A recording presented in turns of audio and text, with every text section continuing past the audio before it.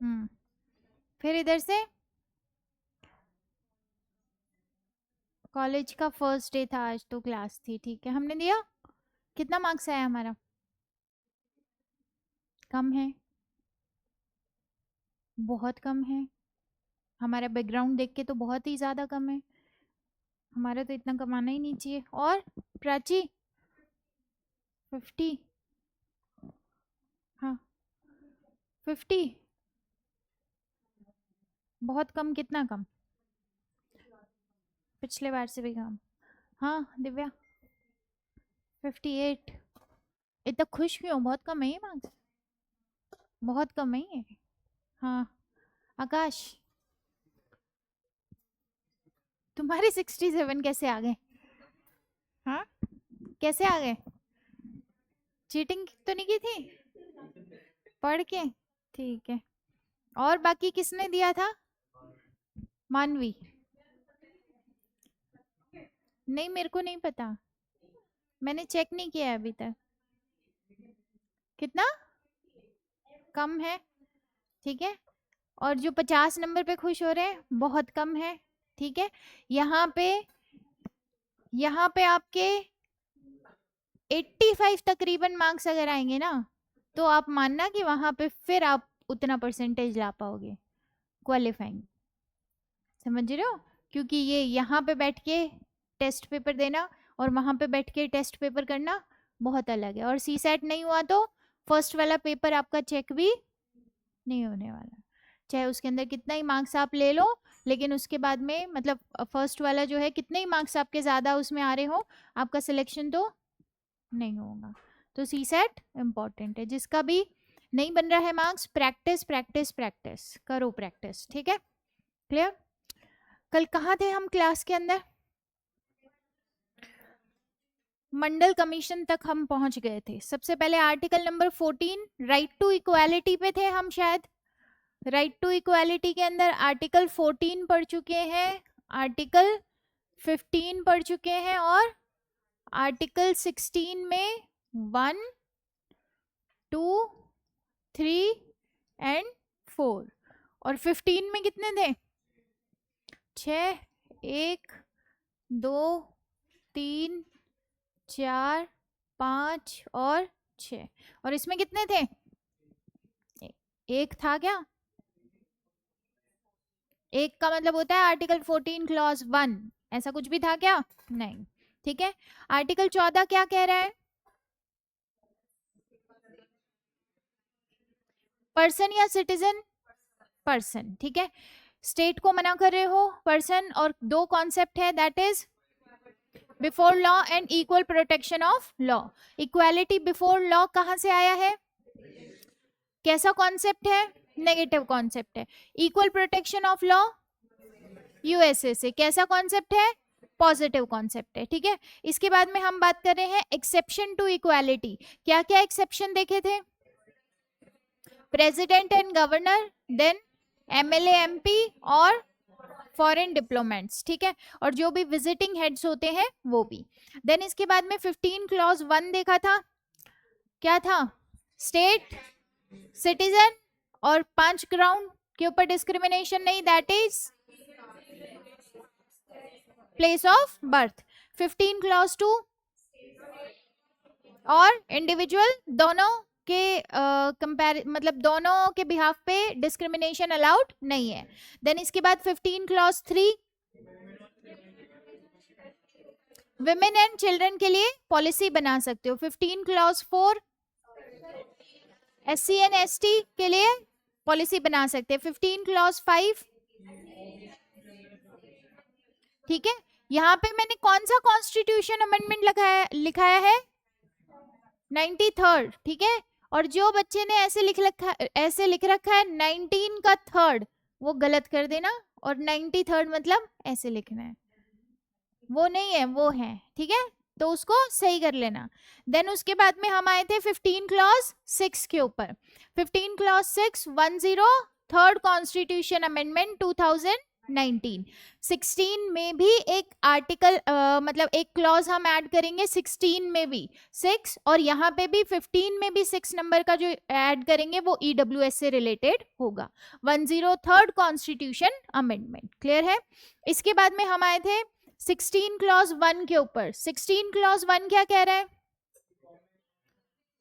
सभी सिटीजन्स को equality, equal opportunity provide करोगे। ठीक है। 16 क्लॉज 2 क्या कह रहे हैं?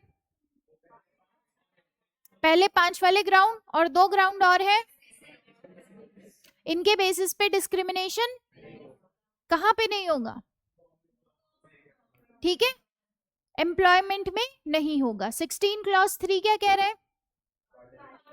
पार्लियामेंट चाहे तो रेजिडेंस को एज अ क्वालिफिकेशन बता सकती है। क्या? यूनियन अपॉइंटमेंट के लिए, स्टेट अपॉइंटमेंट के लिए। ठीक है, और ऐसा काम हमने पार्लियामेंट को क्यों दिया है ये पावर? वरना सारे स्टेट जो है वो ऐसी क्वालिफिकेशन बना देते और दूसरे स्टेट वालों को एम्प्लॉयड नहीं करते। ठीक है। देन इसके बाद हम आगे थे 371 जे भी लिखा था हमने, हैदराबाद कर्नाटका के कुछ रीजन के अंदर ऐसा है, नॉट यूनियन अपॉइंटमेंट। 16(4) के अंदर क्या था? सोशली एंड एजुकेशनली बैकवर्ड जो क्लासेस है, that is SC and ST। Constitution recognise करता है उनको SC एंड ST, उनके लिए रिजर्वेशन या उनके लिए एम्प्लॉयमेंट के अंदर कुछ सीट्स रिजर्व की जा सकती हैं। क्लियर है? इसके बाद में हम आए थे, गवर्नमेंट ने, देखो पूरी कहानी ये थी कि इमरजेंसी लगी थी 1975। ठीक है, यहाँ पे ये इमरजेंसी का टाइम पीरियड था। उसके बाद में किसकी गवर्नमेंट? 1977 जनता पार्टी। पीएम कौन है? मोरारजी देसाई। ठीक है, मोरारजी देसाई। इन्होंने एक कमीशन बनाया जिसका नाम है बीपी मंडल। पर्सन का नाम था, एक पर्सन हेड है इसका जिसका नाम है बीपी मंडल, और ये कमीशन का नाम क्या है? मंडल कमीशन। क्या काम दिया इन्होंने मंडल कमीशन को? कि SC ST का तो हमको पता है। ठीक है, अब आपको बाकी अदर देन SC ST खोजने हैं जो कि क्या हो? सोशली एंड एजुकेशनली बैकवर्ड हो। तो इसने पूरा रिसर्च करके क्या बोला? कितनी परसेंट जनता? 52% पॉपुलेशन जो आपकी है वो आपके सोशली एंड एजुकेशनली बैकवर्ड है, और इनको क्या नाम दिया गया? OBC, that is other backward classes. और कितना परसेंट रिजर्वेशन के लिए बोला रिपोर्ट के अंदर? 27% रिजर्वेशन जो है वो इनको पब्लिक एम्प्लॉयमेंट के अंदर मिलना चाहिए। क्लियर है? यहां तक हम आई गेस मंडल कमीशन भी पूरा का पूरा जो है वो हम लिख चुके थे। मंडल कमीशन लिख चुके थे हम, पूरा का पूरा लिख चुके ना? ठीक है। इसके बाद की कहानी जो है वो ये है कि देखो इन्होंने तो इम्प्लीमेंट किया था, क्या इम्प्लीमेंट हो गया था क्या? अभी ये नहीं हुआ। देन इसके बाद में आपके फिर से गवर्नमेंट कौन आ गई? इंदिरा गांधी जी। ठीक है, इंदिरा गांधी जी की डेथ हो जाती है। देन इसके बाद में कौन आ गए आपके? राजीव गांधी जी। राजीव गांधी जी ने भी इस चीज को इम्प्लीमेंट किया। रिपोर्ट सारी गवर्नमेंट के पास में थी, मंडल कमीशन की रिपोर्ट थी कि कितना परसेंट रिजर्वेशन दे दो ओबीसी को, 27% रिजर्वेशन जो है वो प्रोवाइड कर दो। लेकिन इन्होंने भी इसके ऊपर कोई एक्शन आपके नहीं लिया। ठीक है, फिर इनके जो डिफेंस मिनिस्टर थे जिनका नाम क्या था? अरे एक दिन की बात कैसे भूल जाते हो आप? ये तो बताया था कल मैंने, वीपी सिंह। ठीक है, डिफेंस मिनिस्टर, बोफोर्स स्कैम के अंदर गवर्नमेंट को एक्सपोज करने वाले, या फिर इन्होंने रिजाइन कर दिया फिर। ठीक है, ये डिफेंस मिनिस्टर थे, इन्होंने रिजाइन कर दिया। रिजाइन करने के बाद में इन्होंने अपनी पार्टी बनाई। देन उसके बाद सोचा कि अब की बार जीतेगी कौन सी सरकार? हमारी सरकार। लेकिन इनको मेजॉरिटी मिल गई क्या? अभी भी मेजॉरिटी जो है वो आपके पास नहीं आई। मेजॉरिटी तो नहीं आई लेकिन सरकार इनकी बन गई, ये आपके पीएम बन गए 89-90 के अंदर। ठीक है, और इनको सपोर्ट करने वाले कौन थे? इनको सपोर्ट करने वाली थी बीजेपी और इनको सपोर्ट करने वाली थी आपकी कम्युनिस्ट पार्टी। दोनों ही अलग अलग विंग के लोग, अलग अलग आइडियोलॉजी के लोग जो हैं इस पर्सन की सरकार को सपोर्ट कर रहे हैं। तो वीपी सिंह को क्लियरली पता है इतना कि सरकार लंबे टाइम तक टिकने वाली नहीं है। और उन्होंने फिर ये काम किया कि मंडल कमीशन की जो आपके रिपोर्ट थी उसको क्या कर दो, 27% रिजर्वेशन जो है वो प्रोवाइड कर दिया जाए, किसको, ओबीसी को। ठीक है, एससी एसटी को रिजर्वेशन 1950 से ही है, 1950 से ही है, संविधान लागू हुआ तब से ही संविधान के अंदर वो चीज हमने मेंशन कर रखी है। देन 89-90 के अंदर ये रिजर्वेशन भी आपके एग्जीक्यूट कर दिया गया। इससे पहले की गवर्नमेंट ने, आपको समझ में आ रहा है कि कमेटी तो कब बनी थी, कमीशन कब बना था, लेकिन उसके बाद में इतना टाइम के बाद जाके ये जो है वो एग्जीक्यूट हुआ था। अब ये एग्जीक्यूट हो गया, अब आप खुद सोचो कि क्या होगा, क्या होगा, अब हो गया एग्जीक्यूट,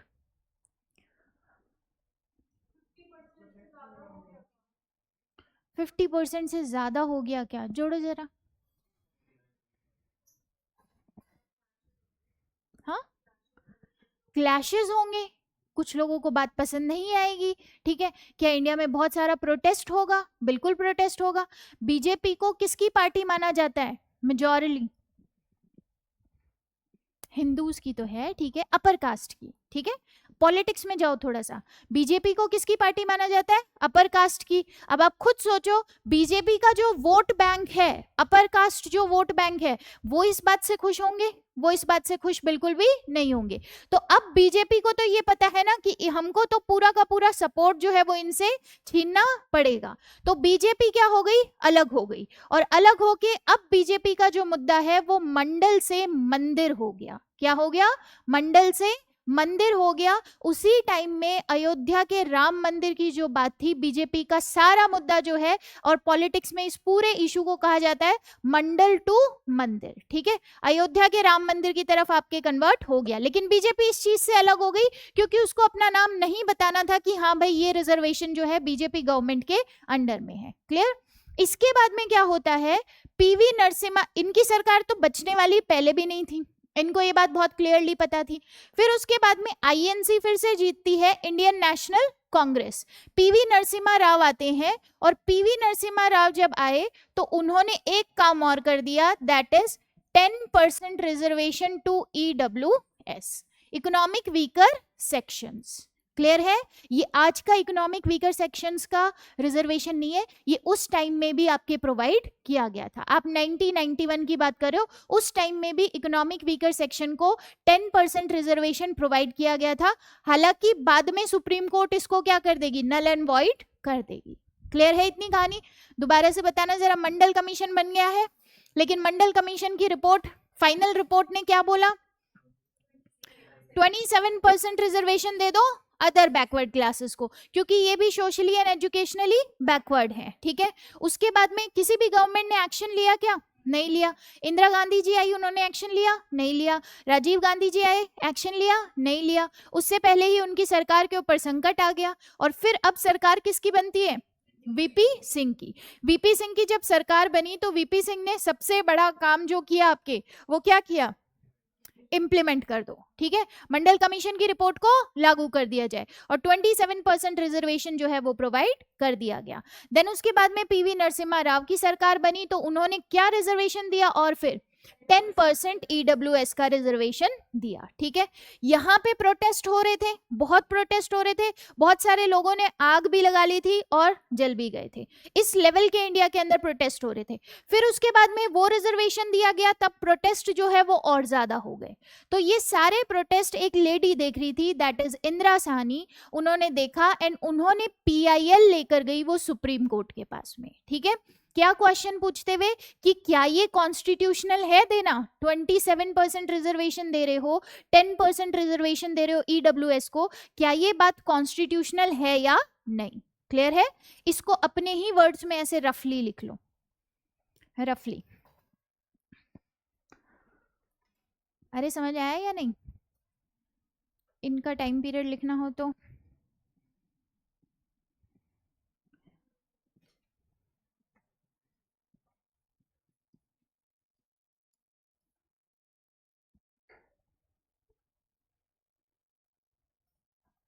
क्या हो गया प्रणव, क्या समस्या है हमको।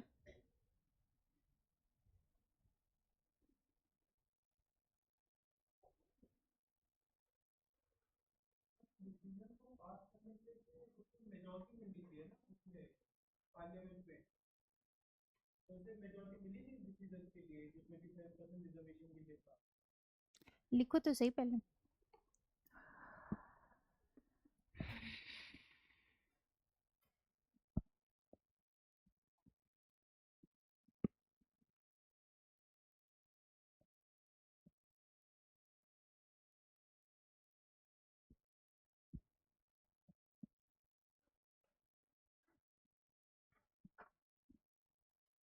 हम्म,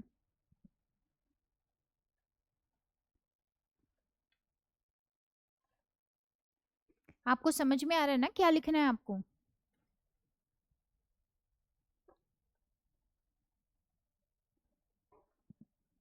अरे हाँ या ना? हाँ या हाँ?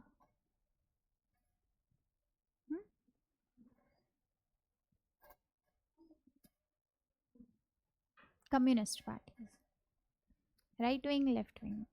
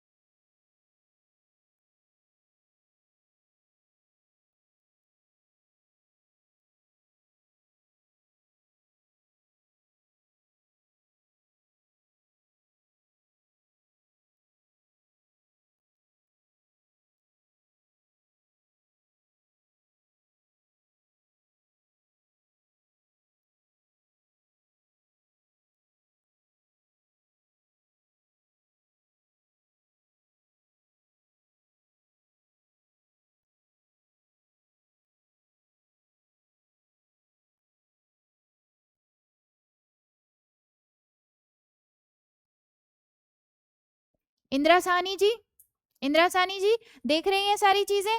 और देखने के बाद में क्या हुआ? क्या कह रही है इंदिरा साहनी जी? कि कौन कौन से क्वेश्चन कोर्ट को कर रही है वो पीआईएल में? पीआईएल का मतलब समझते हैं? पब्लिक इंटरेस्ट लिटिगेशन, समझते हैं हम?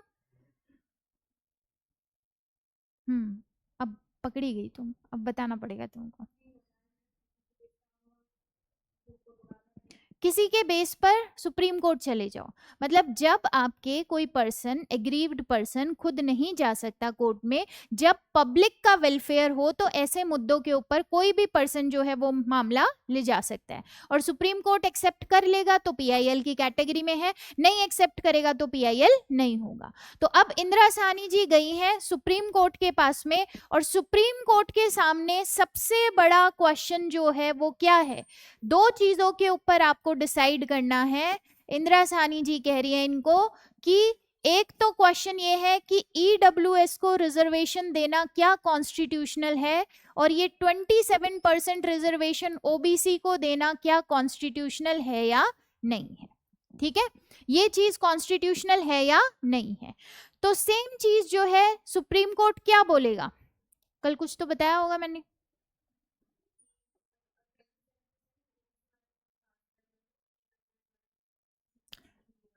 ईडब्ल्यूएस वाले रिजर्वेशन के लिए तो बिल्कुल ही सुप्रीम कोर्ट मना कर देगा कि इकोनॉमी जो है वो बेसिस नहीं हो सकता। कॉन्स्टिट्यूशन के अंदर जो टर्मिनोलॉजी लिखी हुई है that is socially and educationally backward, पहली बात तो ये कह देगा। देन उसके बाद में ओबीसी रिजर्वेशन को लेकर क्या बोलेंगे कि बिल्कुल ये कॉन्स्टिट्यूशनल है, क्योंकि ये लोग भी सोशली एंड एजुकेशनली बैकवर्ड मिले हैं, ऑन रिकॉर्ड मिले हैं। लेकिन 5 बातें हम आपको बता रहे हैं कि जब आप ये रिजर्वेशन प्रोवाइड करोगे तो आप ये 5 चीजें इंप्लीमेंट करोगे। सबसे पहली बात कि देखोगे कि वो सोशली एंड एजुकेशनली बैकवर्ड है या नहीं। सेकेंड चीज, किसी भी कंडीशन के अंदर 50% से ज्यादा की जो कैप है वो क्रॉस नहीं होनी चाहिए। किसी भी कंडीशन के अंदर आपकी एडमिनिस्ट्रेटिव एफिशिएंसी जो है वो खत्म नहीं होनी चाहिए, वो एफिशिएंट होना चाहिए वो पर्सन जो वहां पे बैठा है। नंबर 4, एडिक्वेट रिप्रेजेंटेशन इनका नहीं है, ये बात भी आप हमको प्रूव में दोगे कि हाँ भाई एडिक्वेट रिप्रेजेंटेशन इनका नहीं है। और नंबर 5 और सबसे इंपॉर्टेंट बात कि क्रीमी लेयर जो है उसको आपको अलग करना पड़ेगा। इसी के साथ में सुप्रीम कोर्ट और भी कुछ बात कह रहा है, वो कह रहा है कि रिजर्वेशन जो है वो सिर्फ एंट्री लेवल पर है, प्रमोशन के लेवल पर नहीं। ध्यान से सुनना, रिजर्वेशन सिर्फ एंट्री लेवल पर है, प्रमोशन के लेवल पर नहीं। ये बातें जो है वो सुप्रीम कोर्ट ने कौन से केस में कही? आपके इंदिरा साहनी के केस में। पहले लिखो इसको, फिर दोबारा से समझाती हूँ। हेडिंग क्या डालोगे? Indira Sahni versus union of India. Points तो लिखा ही रही हूं। हाँ हाँ, दोबारा समझाऊंगी। 1992 वर्सेस यूनियन ऑफ इंडिया। इसको मंडल केस भी बोलते हैं, क्योंकि मामला सारा कहां से शुरू हुआ था? ये मंडल कमीशन की रिपोर्ट से। देखो जरा, 1992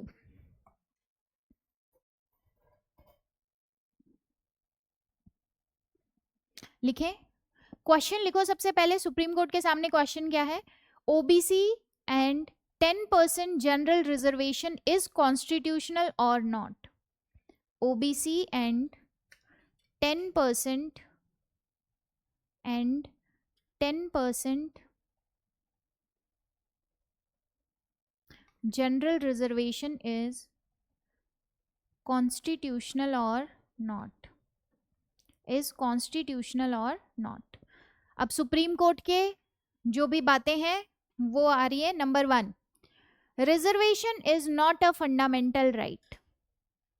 reservation is not a fundamental right. Number 2, reservation policy for backward classes.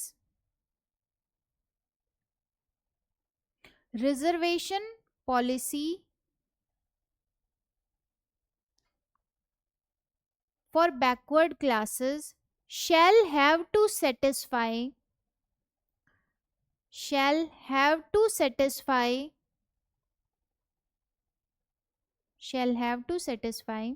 five constitutional requirements.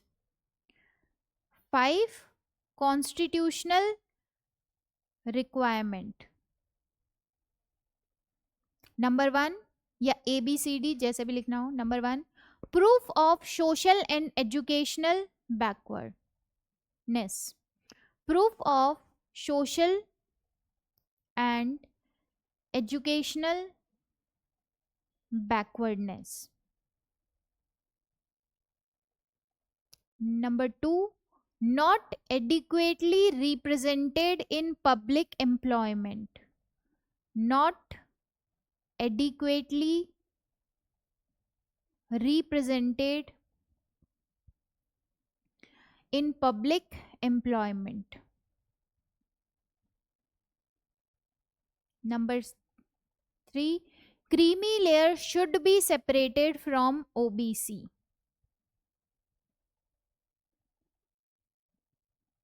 Creamy layer should be separated from OBC. Number 4, The reservation cannot exceed 50% at any point. The reservation cannot exceed 50% at any point. Number 5, overall efficiency should not be affected. Overall efficiency should not be affected. इसके अंदर bracket में लिखना article 335, that is administrative efficiency. Article 335 administrative efficiency.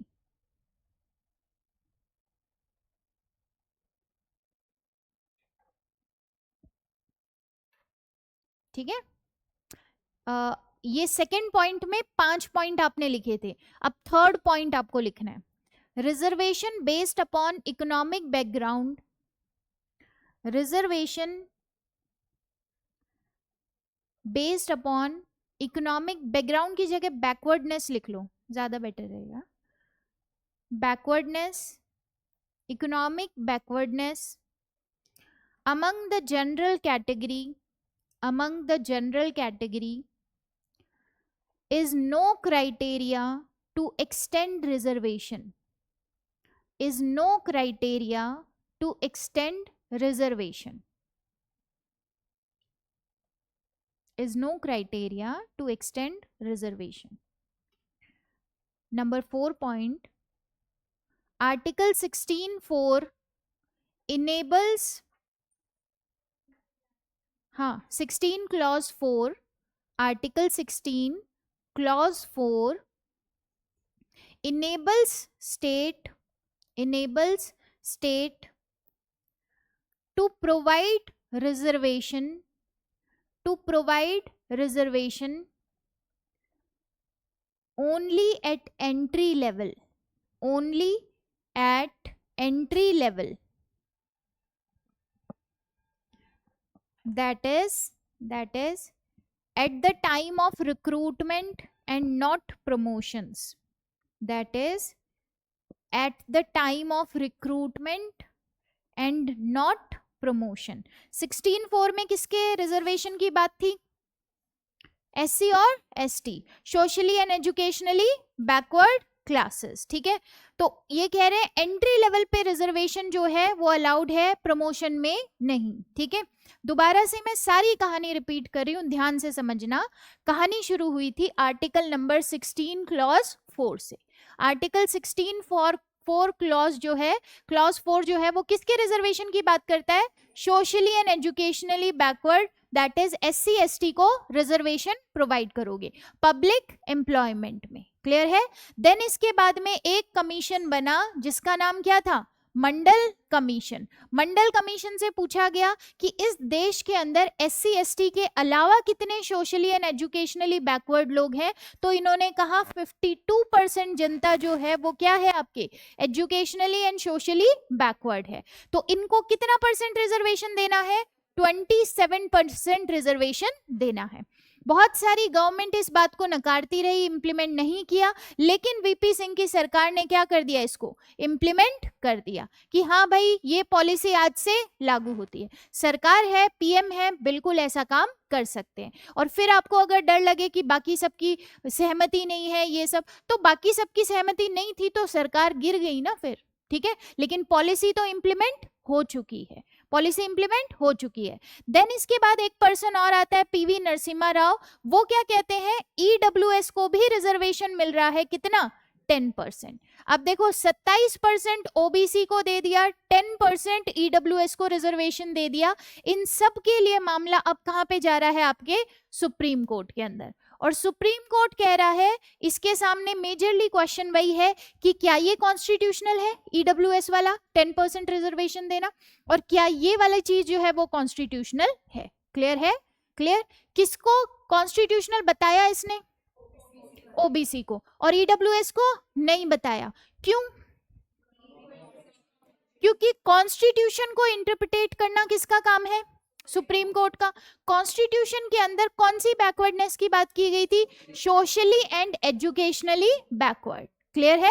Socially and educationally backward का criteria में देखूं तो ये चीज तो मुझे ठीक लग रही है क्योंकि ये सोशली एंड एजुकेशनली बैकवर्ड है, लेकिन यहाँ पे ये क्राइटेरिया के अंदर ये सोशली और एजुकेशनली बैकवर्ड नहीं है। तो इस चीज को सुप्रीम कोर्ट क्या कह रहा है, ये तो हम प्रोवाइड नहीं कर सकते, ये तो अनकॉन्स्टिट्यूशनल है, ये नल एंड वॉइड होता है। ये चीज आप इंप्लीमेंट करना चाहते हो, सरकार बिल्कुल कर सकती है, इसमें कोई दिक्कत नहीं है, ये बात कॉन्स्टिट्यूशनल है। लेकिन 5 चीजें आप जरा चेक कर लेना। पहली बात क्या?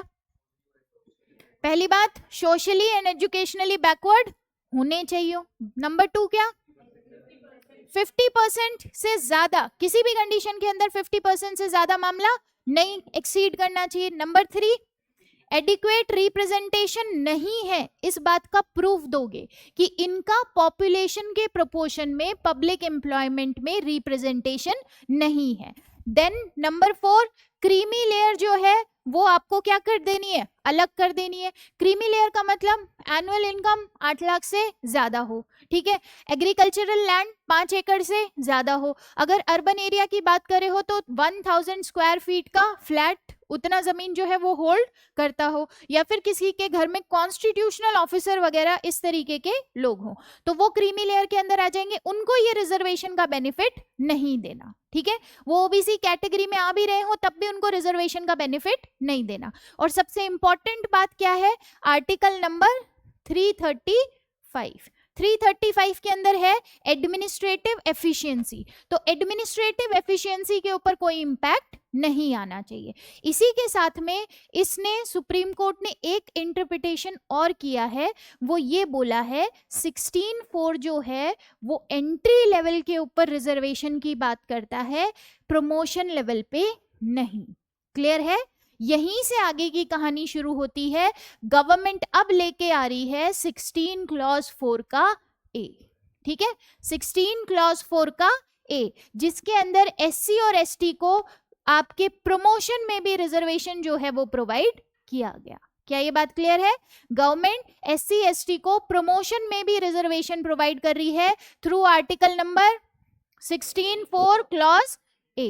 क्लियर? लिखो पहले 16(4) A,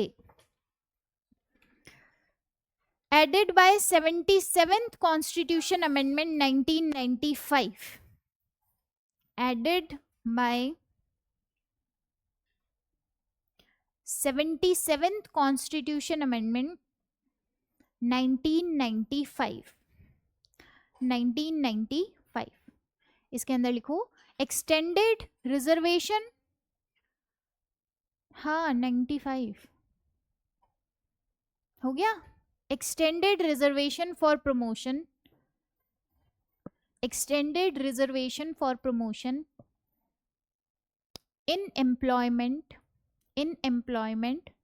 for SC and STs, for in employment for SC and STs, ठीक है। क्लियर है? कब हुआ ये? 1995 के अंदर। अब मामला फिर से केस होता है, मामला फिर से कोर्ट में जा रहा है, इसकी कॉन्स्टिट्यूशनैलिटी को लेकर क्वेश्चन उठ रहे हैं कि क्या प्रमोशन में एससी एसटी को रिजर्वेशन देना ठीक है या नहीं। क्लियर है? मामला सुप्रीम कोर्ट के पास गया है, आप बताओ सुप्रीम कोर्ट क्या बोलेगा, कॉन्स्टिट्यूशनल है या नहीं? नहीं है। कॉन्सेप्ट को एक बार कॉन्सेप्ट की तरह लो।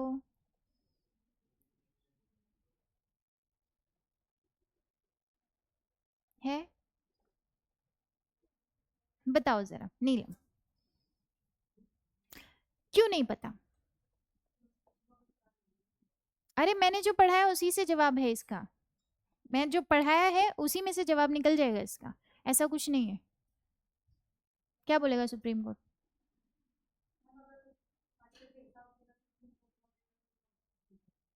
कॉन्स्टिट्यूशनल है? है? है?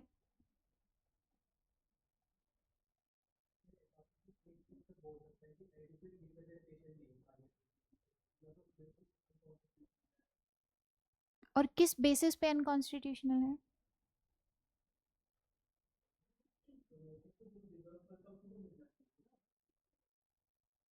वही मैं कह रही हूँ, एक बार जो पढ़ाया गया है सिर्फ उस पे भरोसा करके, जो आपको बाय लॉ बताया गया है सिर्फ उस पे भरोसा करके आप अपने आप को भूल जाओ यहाँ पर।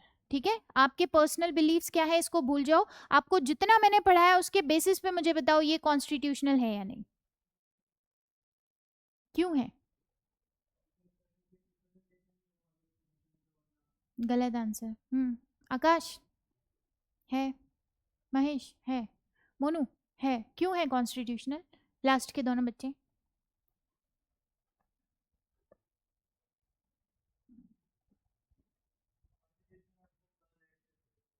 कॉन्स्टिट्यूशन में अब वो क्लॉज ऐड कर दिया गया है।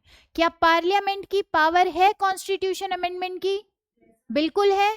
क्या जुडिशरी अब क्वेश्चन करेगा इस बात के लिए कि पार्लियामेंट की पावर है या नहीं?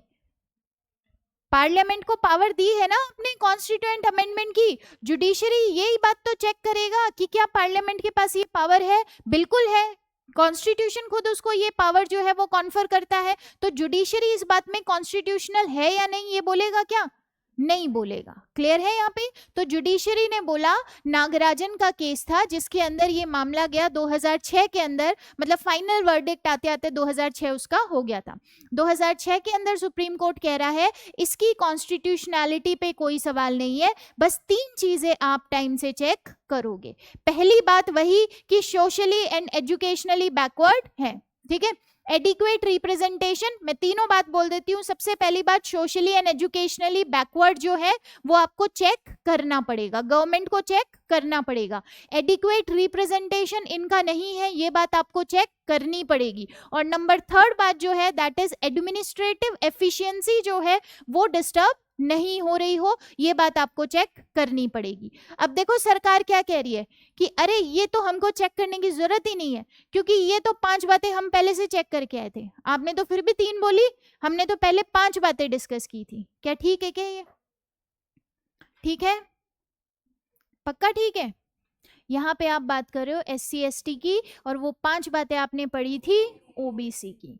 तो सुप्रीम कोर्ट बोल रहा है वो नहीं चलेंगी, वो ओबीसी को लेकर मामला था, वो ओबीसी के लिए पूरा का पूरा रिकमेंडेशन थी, पूरा फैसला ओबीसी को लेकर था। यहाँ पे हम प्रमोशन की बात कर रहे हैं, प्रमोशन में रिजर्वेशन की बात कर रहे हैं SC ST को, तो दोबारा से आपको ये 3 चीजें चेक करनी पड़ेंगी। क्लियर है? ये 3 चीजें आपको चेक करनी पड़ेंगी। और आपके सुप्रीम कोर्ट ने उस टाइम में पूरे के पूरे यहाँ पे गवर्नमेंट के रिकॉर्ड्स चेक किए थे, तो रिकॉर्ड्स के अंदर बहुत सारी चीजें गवर्नमेंट ने ऐसे ऑन रिकॉर्ड ये हुआ था कि पर्टिकुलर पर्सन जो है उसका प्रमोशन कास्ट की वजह से रुका, या उसका प्रमोशन कास्ट की वजह से नहीं हो पाया। तब आपके सुप्रीम कोर्ट ने बोला कि ये चीज चेक करो, देन उसके बाद में ये जो रिजर्वेशन देना है प्रमोशन के अंदर ये बिल्कुल कॉन्स्टिट्यूशनल है। पावर किसके पास है कॉन्स्टिट्यूशन अमेंडमेंट की? पार्लियामेंट के पास। किसने किया है? पार्लियामेंट ने। तो कॉन्स्टिट्यूशनल है या नहीं? बिल्कुल कॉन्स्टिट्यूशनल है। क्लियर है बात? 16(4) से चले थे और कहानी कहां पे खत्म हुई हमारी? 16(4)A के ऊपर। 16(4)A के बाद ही नागराजन का केस लिख लो, Nagaraj versus union of India. M Nagraj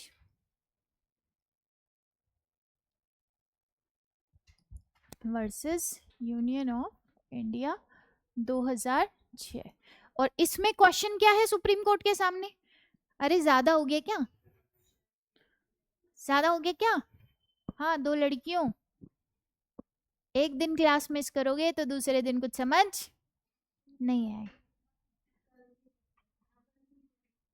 आई थी? अच्छा हाँ, तुम एक दिन क्लास मिस करोगी तो दूसरे दिन ऐसे ही ये सब।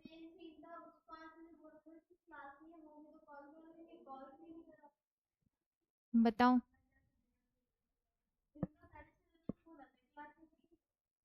चलो कोई बात नहीं, लिखो। हाँ, M Nagaraj versus union of India 2006। The supreme court maintained the Supreme Court maintained the constitutionality of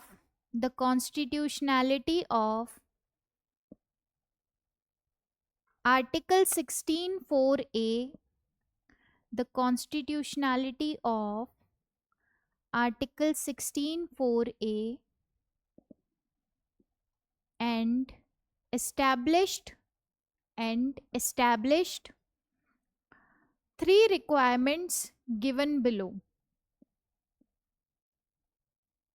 and established 3 requirements given below.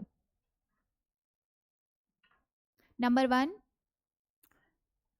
if SC and ST are educationally and socially backward, if SC and ST are educationally and socially backward,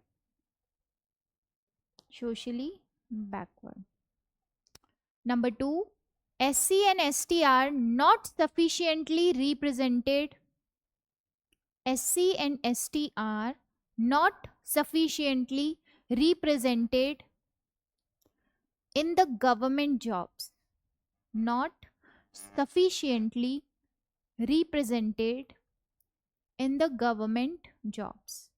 And number 3, it should not have an impact on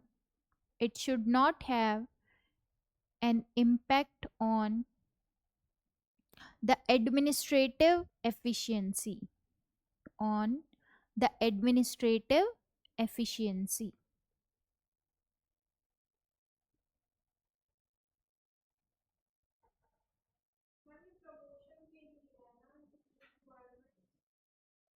हाँ 16(4)(a) जो है वो promotion में reservation की बात करता है, ठीक है। 16(4) जो है वो किस में बात करता है, एम्प्लॉयमेंट में, SC ST रिजर्वेशन की। 4(a) किस में बात करता है, प्रमोशन में। क्लियर है, प्रमोशन में।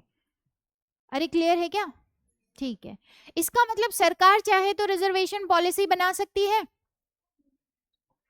बना सकती है। ऐसे ही आपके महाराष्ट्र सरकार ने बनाई 2018 के अंदर मराठा रिजर्वेशन पॉलिसी, बकायदा एक्ट बनाया गया, जो कि मामला सुप्रीम कोर्ट के अंदर गया और सुप्रीम कोर्ट ने उस टाइम में उसको क्या कर दिया, कैंसिल। क्यों, 50% से ज्यादा की कैप डिस्टर्ब हो रही थी ना।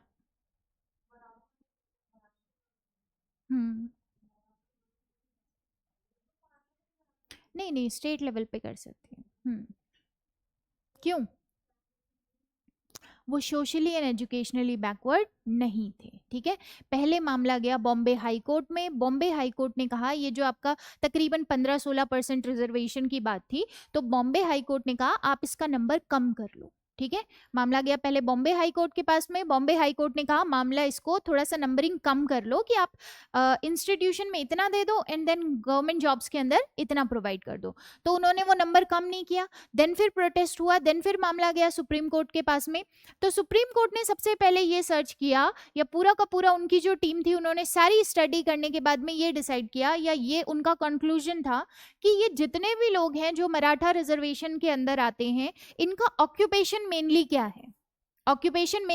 है, क्या काम करते हैं ये,